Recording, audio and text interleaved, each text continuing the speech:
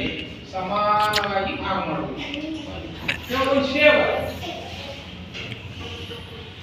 ಸೇವ ಅಂದ್ರೇನು?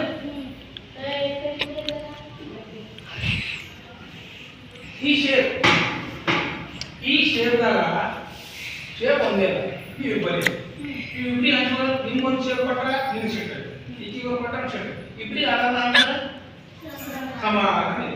ಆಗ ಒಂದು ಶೇಪ್ದಾಗ ಒಂದು ಪೂರ್ಣ ವಸ್ತುವಿನಲ್ಲಿ ಸಮಾನವಾಗಿ ಭಾಗ ಮಾಡಬೇಕು. ಇದು ಶೇಪ್ ಒಂದು, ಇದು ಎಷ್ಟು ಭಾಗ ಮಾಡ್ತೇವೆ? ಎಷ್ಟು ಭಾಗ? ಎರಡು ಭಾಗ. ಅಂದ್ರೆ ಶೇಪ್ ಒಂದು ಭಾಗ ಎಷ್ಟು ಮಾಡಿದೆವು? ಎರಡು. ಶೇಪ್ ಒಂದು ಒಂದರಲ್ಲಿ ಎಷ್ಟು ಭಾಗ ಮಾಡಿದೆವಪ್ಪ? ಎರಡು. ಇದು ಭಾಗ, ಇದು ಅರ್ಧ ಭಾಗ. ಇದು ಎರಡನೇ ಒಂದು, ಇದು ಎರಡನೇ ಒಂದು. ಈ ಭಾಗದ ಅರ್ಧ ಭಾಗ ಅಂದ್ರೆ ಎರಡದಾಗ ಒಂದರ ಎಷ್ಟು ಮಾಡಿದೆವು?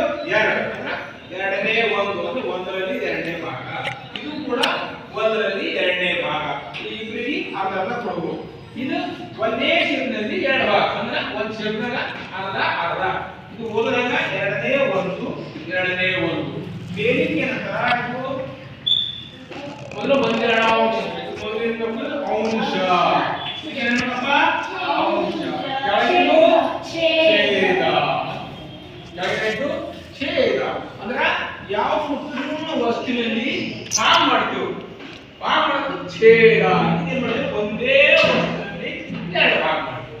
ಒಂದು ವಸ್ತು ಎರಡು ಭಾಗ ಮಾಡಿದ್ರೆ ಅರ್ಧ ಅರ್ಧ ಎರಡು. ಬೇಲಿಕೆ ನಂತರ ಅಂಶ, ಕೆಳಗಿದ್ದ ಛೇದ. ಹಾಗೆ ಈಗ ಅದೇ ಒಂದು ಪೂರ್ಣ ಒಂದು ಸೇವೆ ಇದು. ಈ ನಾಲ್ಕು ಮಂದಿ ಹಂಚ್ಬೇಕಾಗಿತ್ತು. ಹೌದಪ್ಪ? ನಾಲ್ಕು ಮಂದಿ ಹಂಚ್ಬೇಕಾದ್ರೆ ಏನ್ ಮಾಡ್ಬೇಕ? ನಾಲ್ಕು ಭಾಗ ಮಾಡ್ಬೇಕು.